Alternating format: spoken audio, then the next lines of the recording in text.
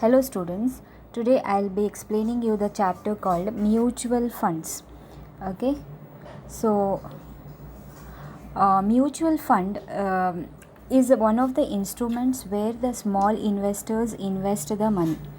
Okay, what happens is as a small investor we will be having a small portion of our savings where we want to invest in a different securities. So when it is a small amount, it is difficult to invest in a different securities also, and even it is difficult to where to invest, when to invest, at what time to invest. That decision also very difficult to take. So at that time what happens is a mutual fund is one of the best source where they can diversify their investment and invest in a different securities. Okay, so that is why the mutual fund has been existence, that is to collect the funds from the small investors and invest in a different securities. These mutual fund companies will have the knowledge about where to invest because they will be having their expertise in various fields. So they know where to invest, which field to invest, at what time to invest. So they will be collecting the money, they will be investing, and you will be getting a specified rate of interest for the amount invested. Okay, so now let us see the meaning and definition of mutual funds. A mutual fund raises money from the public by issuing units. The units of a mutual fund is a synonymous with the equal share in a joint stock company. The unit represents the smallest denomination of ownership in a mutual fund. Money so raised by the mutual fund is used to purchase equity shares and other securities. Okay, so mutual funds are collecting the money from the small investment and investing in a different securities, purchase and sale of various securities. It is a pool of money collected from the public invested to realize the specific investment objectives.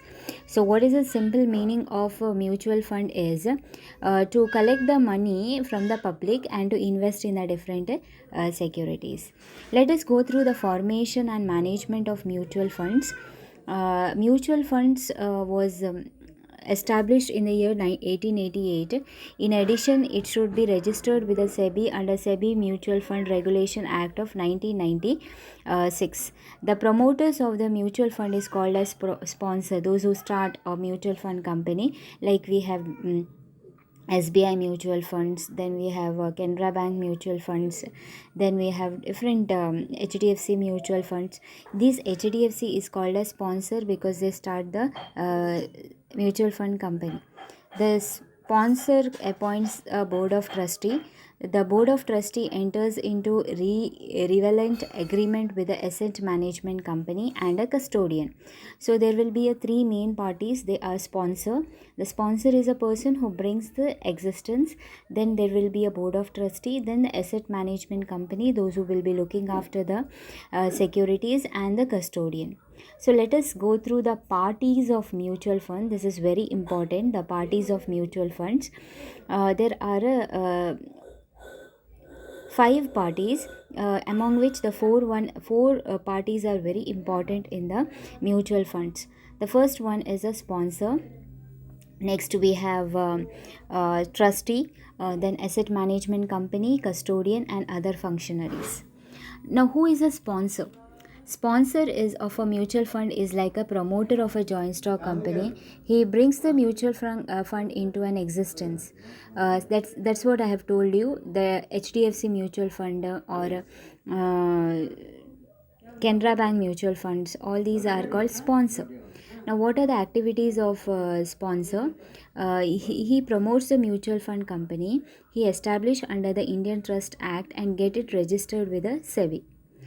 Next, appointment. Now, who will appoint the other parties? The sponsor will appoint the other parties like trustee, custodian, asset management company. All these will be appointed by the mutual sponsor. Okay, registrar, distributors, transfer agentry, etc. Then track record, how many years record of taking up this business. They will be having a 5 years record of maximum operating in the financial market.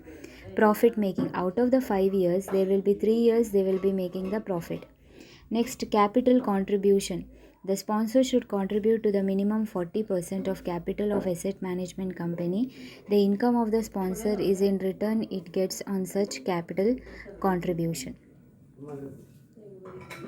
Next, trustee. The sponsor appoints the board of trustee. Alternatively, the company registered under Companies Act be appointed as a trustee of the company. Now, what the trustee will do? Trustee will should protect the interest. What is the role of trustee?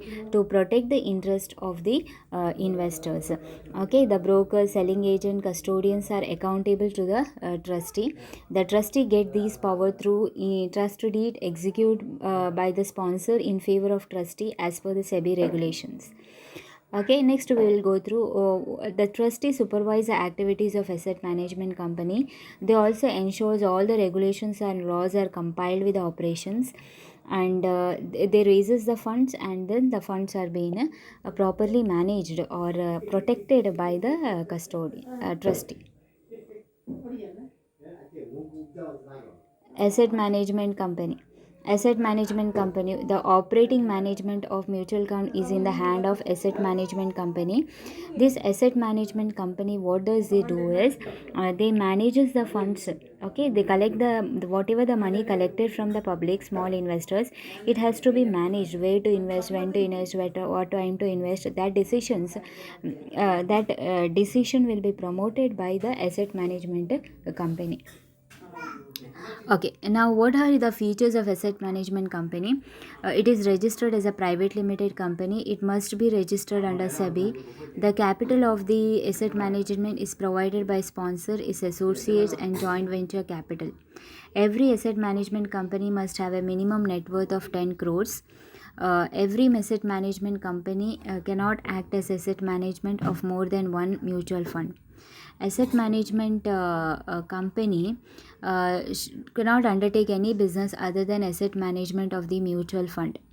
The asset management signs an investment management agreement with accordance with the SEBI regulations.